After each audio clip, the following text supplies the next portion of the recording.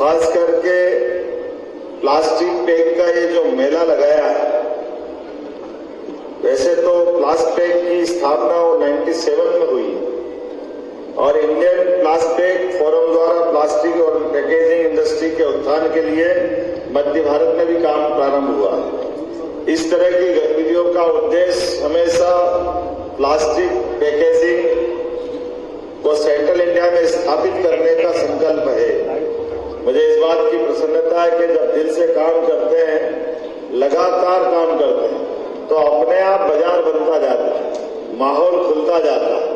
ये नए दौर का नया समय है। लेकिन 97 से प्रदर्शनी से लगभग हर 3 साल में हम लोग हर 3 साल में एकत्र होते हैं। 3 साल बहुत होता है। आपने आगे बढ़ के फिर संकल्प लिया। मुझे इस बात की प्रसन्नता है कि कोरोना के कारण से कुछ तो वैसे ही डिस्टर्बेंस हुआ, कुछ व्यवधान आ गए, कुछ और संकट खड़े हुए, लेकिन व्यवधान के बाद भी 2025 का साल जनवरी का, और ये तो उत्तरायण का समय है। जब उत्तरायण उत्कर्ष की तरफ बढ़ता है तो रात घटती है, दिन बढ़ता है, और दिन जब बढ़ता है तो सूर्य का प्रकाश भविष्य की संभावनाओं को लेके आता है, और भविष्य की संभावना बढ़ते हुए वैश्विक बाजार में भारत की एक अलग प्रकार की संभावना लेके चल रहा है।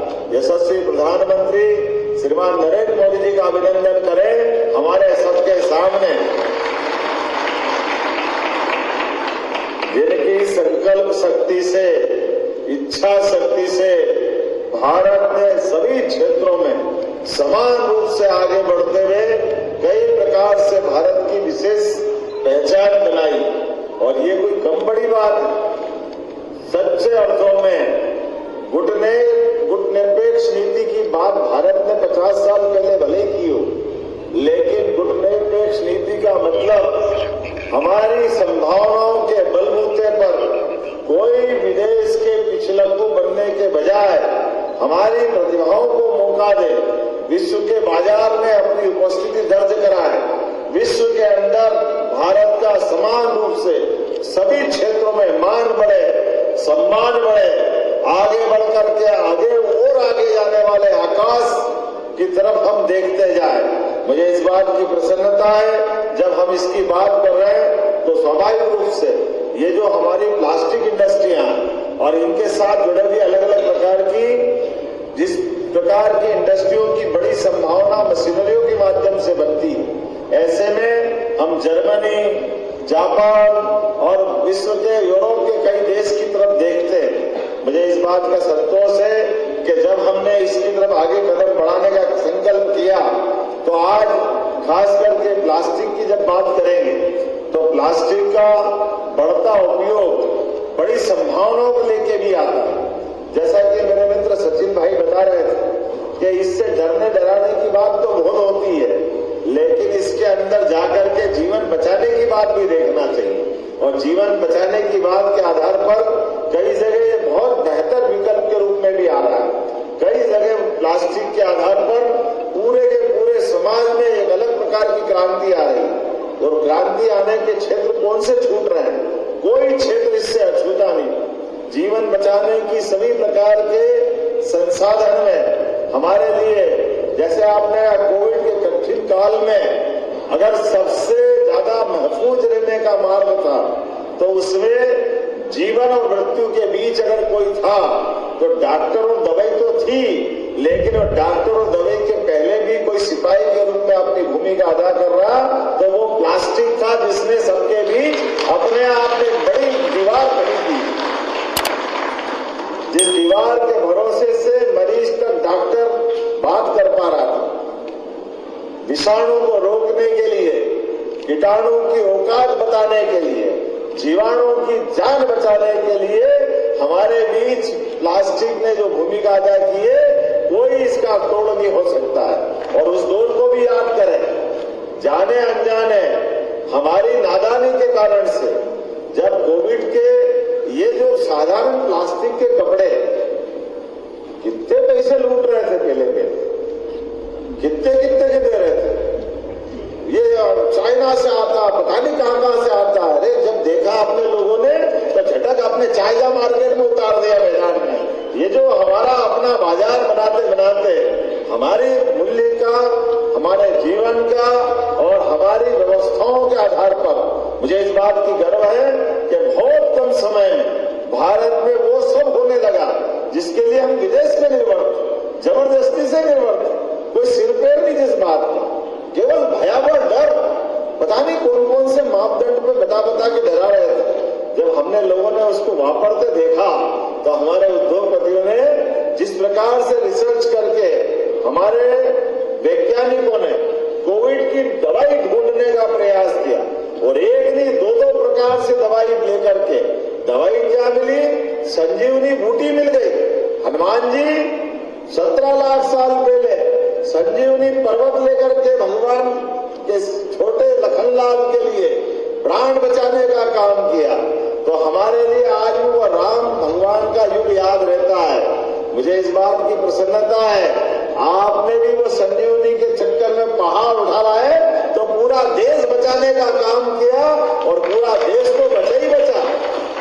पूरे विश्व के 40 से ज्यादा देशों में हमारे देश के वैज्ञानिकों द्वारा खोजी गई दवाई के बलबूते पर सबके जान बचाने का काम भी अगर हुआ है तो वो गौरव मिला यशस्वी प्रधानमंत्री के नेतृत्व में। वैज्ञानिकों के माध्यम से माननीय प्रधानमंत्री जब एक अफ्रीका देश की तरफ जा रहा है और एक ऐसे देश का, जिस देश का राष्ट्रपति अगर झुक करके प्रणाम करता है तो मुझे धन्यवाद देने की इच्छा होती है हमारे देश के नागरिकों का, जिनके योगदान के बलबूते पर भारत ने फिर सर्वे भवन्तु सुखिनः सर्वे सन्तु निरामया जियो और जीने दो का सिद्धांत पुनः स्थापित करके बताया कि न केवल हमारा देश महफूज है बल्कि विश्व के लोग इस बात को लेकर के आनंदित है और हमारे प्रधानमंत्री का चरण वंदन कर रहा है। वो चरण वंदन उनका नहीं है, ये हमारी संस्कृति का सम्मान है। मुझे गर्व है, हाँ, हम उस संस्कृति के सम्मान के जो दुनिया के अंदर जियो और जीर्णोद्धार के विषय को लेकर के सबके बीच जाते हैं। जब हम अपने व्यापार व्यवसाय की बात करते हैं, इस प्लास्टिक व्यवसाय से जुड़ी हुई बाकी संभावना की बात करते हैं, तो मुझे मध्य प्रदेश की बात करने में भी आनंद आएगा। हमारी सरकार के गठन के बाद हमने लगातार इसी प्रकार से विचार किया कि इस मध्य प्रदेश के अंदर किस बात की कमी है। मध्य प्रदेश के अंदर सबसे पहला हमारे बीच अगर इन सारी व्यवस्थाओं के बीच बढ़ने का मॉडल अगर है तो यशस्वी प्रधानमंत्री का वो पुराना समय जब उनने मुख्यमंत्री के रूप में गुजरात को जो दिशा दी, जोरदार अभिनंदन करो श्रीमान नरेंद्र मोदी जी का,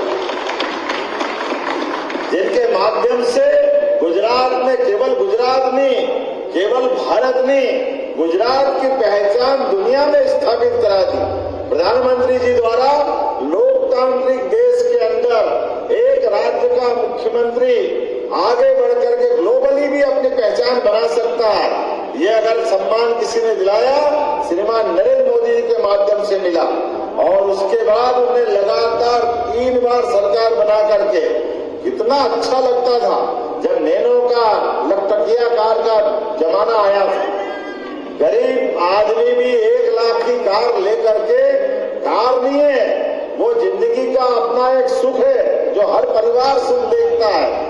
उनने देखा एक मोटरसाइकिल पे पिता माता 3-4 बच्चे लटके लटके जा रहे हैं। वो कठिनाई महसूस की रतन टाटा जी और संकल्प किया कि मैं एक व्यक्ति के जीवन में कम खर्च में ये कैसे कार अपने घर में आ सकती।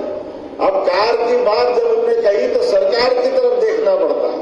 सरकार से जमीन देने की बात है और जमीन देने में जिस ढंग से बंगाल ने बदतमीजी की है, जिस ढंग से उस बात का मजाक बनाया, मुझे खुशी इस बात की है मोदी जी के पास ऐसे उलझे सुलझे सारे प्रश्नों का उत्तर मिलता है। उन्होंने कहा कोई बात नहीं, सिंगूर में दीदी अगर कंजूस हो गई है, दीदी अगर गरीब की तो बात करती है लेकिन गरीब के पास कार जाने में बीच में व्यवधान खड़ी करती है। तो हमने कहा मैं गुजरात में बुलाता हूँ, आप आपका अभिनंदन करो और गुजरात से वो कार उन्हें सबके बीच ला के देने का प्रयास किया। ये कार नहीं थी, सरकार की भावना थी माननीय मुख्यमंत्री जी के माध्यम से, जो आज हमारे यशस्वी प्रधानमंत्री के रूप में काम कर रहे हैं। जैसे 2014 में उन्होंने अपनी सरकार के माध्यम से जिस प्रकार से भारत का मान बढ़ाया, सम्मान बढ़ाया, तो अब नई बनने वाली सरकारों के लिए सबको समान रूप से अवसर उपलब्ध कराए।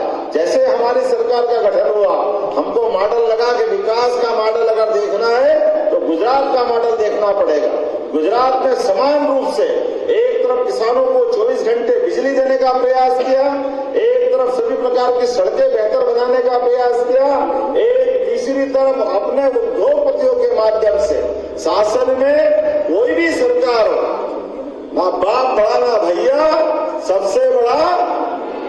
तो अगर सरकार के पास संसाधनों में वित्तीय व्यवस्थाओं की कमी नहीं होगी तो सभी प्रकार के विकास के संभावना के द्वार खोले जाएंगे। इसलिए सरकार के पास जनहितैषी योजनाओं का भी दृष्टिकोण होना चाहिए, लेकिन जनहितैषी योजनाओं के पीछे पीछे सरकार की वित्तीय व्यवस्था भी सुदृढ़ होना चाहिए। और वित्तीय व्यवस्था सुदृढ़ होने के लिए उन्होंने पर्याप्त रूप से औद्योगिकरण का बढ़ावा दिया और औद्योगिकरण के पीछे स्वाभिमान की दृष्टि रखी कि हमारा देश क्यों बड़े बड़े देशों के पीछे भागेगा। हमारे उद्योगपति में वो सब सामर्थ्य है, वो सभी प्रकार के प्रश्नों के उत्तर दे सकते हैं, सभी प्रकार की चुनौतियों को सहन कर सकते हैं। और वो विजन हमारे लिए काम आया कि आज के इस दौर में हमने चाइना से लगाकर अमेरिका तक किसी देश के पीछे पिछलक्कू वाला भाव न लाते हुए अपने वहां सारी प्रकार की संभावनाओं के बलबूते पर आज भारत 5वीं अर्थव्यवस्था के रूप में स्थापित हुआ है। और इसी बात को रेखांकित करते हुए अगली बार उन्होंने फिर सरकार के गठन के पहले संकल्प किया कि हमारे देश की 5वीं अर्थव्यवस्था बनी है। हमने 11 नंबर से शुरू की थी, लेकिन आने वाले 5 साल में ये तीसरे नंबर की आर्थिक व्यवस्था बनेगी। जब आर्थिक व्यवस्था तीसरे नंबर तक आएगी तो राज्यों को अपनी भूमिका अदा करना पड़ेगी। मुझे इस बात की प्रसन्नता है, मध्य प्रदेश में वो सारी संभावना है। इसलिए हमने कहा इंडस्ट्री तो लगना ही चाहिए, इंडस्ट्री समिट भी होना चाहिए, लेकिन इंडस्ट्री समिट हमारे हर संभाग में होगी, हर महीने होगी। अरे जब उद्योग धंधे बढ़ाने की बात कर रहे तो क्यों सीमित छोटा सोचे, बड़ा सोचना पड़ेगा, पूरा प्रदेश बताना पड़ेगा। प्रदेश की सभी नीतियों में पर्याप्त संशोधन करना पड़ेगी, सभी प्रकार के द्वार खोलना पड़ेंगे। एक एक करके सभी प्रकार के द्वार खोलते हुए मुझे इस बात की प्रसन्नता है कि अभी तक हमारी 6 रीजनल इंडस्ट्री कॉन्क्लेव हुई है और 6 ही जगह पहली बार हुई। इतना अच्छा लगता है। ग्वालियर, जबलपुर, रीवा, उज्जैन, सागर, अरे नर्मदापुरम जैसे छोटे से जिस शहर की आबादी 1 लाख के आसपास होगी, ऐसी रीजनल इंडस्ट्री कॉन्क्लेव में भी लाखों के प्रस्ताव मिल रहे हैं। हमारे लिए 200 हेक्टर जमीन एक बार की थी, 200 को 400 करना पड़ा, 400 को 1000 हेक्टर करना पड़ा और 1000 हेक्टर भी खत्म हुआ, वापस डिमांड आ गई। इतना ये जो जादू हुआ है, ये जादू हमारे अपने मध्य प्रदेश की संभावनाओं को और हिम्मत बढ़ाने वाला है। इसी महीने हम 16 तारीख को शहडोल में रीजनल इंडस्ट्री कॉन्क्लेव करेंगे और आगामी 24 फरवरी को ग्लोबली करने वाले हैं, जब अंतर्राष्ट्रीय स्तर पर व्यापार व्यवसाय की संभावना को लेकर चलेंगे। तो मैं आप सबको भी निमंत्रण देना चाहूंगा। और अभी तक की गई इंडस्ट्री कॉन्क्लेव का ही असर ऐसा पड़ रहा है कि 4 लाख करोड़ का निवेश तो हमारे पास आ चुका है। 3 लाख लोगों को रोजगार मिलेगा। ये बदलते दौर का मध्य प्रदेश। कभी कोई कल्पना कर सकता था? 4 लाख करोड़ का निवेश हमारे पास आ चुका है। अभी शहडोल बाकी है और शहडोल के अलावा आज ही मुझे बता रहे हैं कि हमारे इस लास्ट पेज के अंदर ही 200 करोड़ का जीएसटी मिलेगा। कितने पंजीयन बता रहे हैं? कितने लोगों ने पंजीयन किया है? 65,000 लोग यहाँ इंदौर में आकर रजिस्ट्रेशन करा रहे हैं। इसका मतलब ये हमारा इंदौर और मध्य प्रदेश संभावनाओं का बड़ा बाजार है। मुझे इस बात की प्रसन्नता है। परमात्मा ने जब पूरा देश में एक आशीर्वाद दिया और आशीर्वाद देके अलग अलग राज्यों के अंदर अलग अलग प्रकार की व्यवस्थाओं के लिए उसको समृद्ध किया, तो हर राज्य को अपना अपना नाम और आनंद दिया है। लेकिन कुछ तो खास दिया मालवा वालों को, जो जिस आधार के हम जानते हैं मध्य प्रदेश उसमें भाग्यशाली है कि मध्य प्रदेश के पास सब कुछ है। हमारे बुंदेलखंड, महाकौशल, विंध्य और हमारा मध्य भारत, ये सभी प्रकार के सेक्टर से विकास करते करते ये मालवा में कुछ हटके भी होता है। इसीलिए लोग कहते हैं कि आपने शब्द रीजनल इंडस्ट्री कॉन्क्लेव की, लेकिन इंदौर में नहीं की। हमने कहा इंदौर रीजनल इंडस्ट्री कॉन्क्लेव के लायक नहीं है। इंदौर को अगर इंदौर बनाना है तो हमको दिल्ली मुंबई को पीछे छोड़ना पड़ेगा। इस बात का संकल्प करने की जरूरत है और पूरे प्रदेश को इंदौर बनाना पड़ेगा। जोरदार संभावना के आधार पर हमारे लिए पूरे प्रदेश का समग्र सभी क्षेत्र में आगे बढ़ने का संकल्प लेने की जरूरत है। और इसलिए सरकार के माध्यम से, सरकार के मुखिया के माध्यम से मैं आश्वस्त करना चाहूंगा कि हाँ, आपने अपने बलबूते पर जो जो प्रस्ताव लेकर आएंगे, हमारे अधिकारी यहाँ है और अधिकारी के बलबूते पर हम सीसीआईपी के माध्यम से 100 करोड़ से ज्यादा निवेश करने वाले सभी मित्रों के लिए आपकी हमारी सरकार की पॉलिसी भी है। और भी कोई बदलाव करना हो तो हम हर बदलाव करने को तैयार है। भविष्य में बड़े पैमाने पर मध्य प्रदेश में प्लास्टिक इंडस्ट्री के लिए जो हो सकता जरूर करें, लेकिन प्लास्टिक के साथ रीयूज का भी एक बड़ा महत्व है।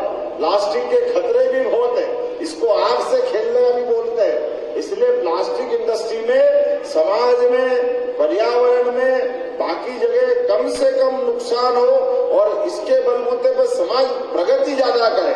तो मैं मान के चलता हूँ, जब भारत का सबसे स्वच्छ शहर इंदौर है और सब प्रकार की व्यवस्थाओं के बलबूते पर सुव्यवस्थित जीवन शैली जीने के लिए मध्य प्रदेश जाना जाता है, तो मैं उम्मीद करूंगा कि प्लास्टिक बैग के माध्यम से, प्लास्टिक के माध्यम से इस प्रकार की हमारी मशीनें आए जो ज्यादा से ज्यादा हमारी व्यवस्थाओं का समाज जीवन में, उनकी मानव जीवन की न्यूनतम आवश्यकताओं की पूर्ति करें। और न्यूनतम रूप से भी अगर प्लास्टिक बना है, प्लास्टिक बना है तो उसका रीयूज कराएं। अधिकतम रूप से जीवन में पर्यावरण की चिंता करना ये हमारा भी काम है और मैं उम्मीद करता हूँ आप सबका भी वही भाव होगा। हम सब जानते हैं कि बिजली का उपयोगिता है, लेकिन बिजली में करंट भी है। तो लोग क्या करंट के चक्कर में बिजली बनाना बंद कर देंगे? बिजली भी बनाएंगे। बिजली से जीवन के साथ साथ विकास की संभावना भी खुलती है। इसी प्रकार से ऐसे ही संभावना का ये क्षेत्र भी है। मैं उम्मीद करूंगा आने वाले समय में इसके विशेषज्ञों के बलबूते पर, विश्व में होने वाले नए नए अनुसंधानों के बलबूते पर ये जो हमारा प्लास्टिक से जो वेस्ट निकलता है, ये वेस्ट का न्यूनतम रूप से हम 0 तक पहुंचाने में सफल हो।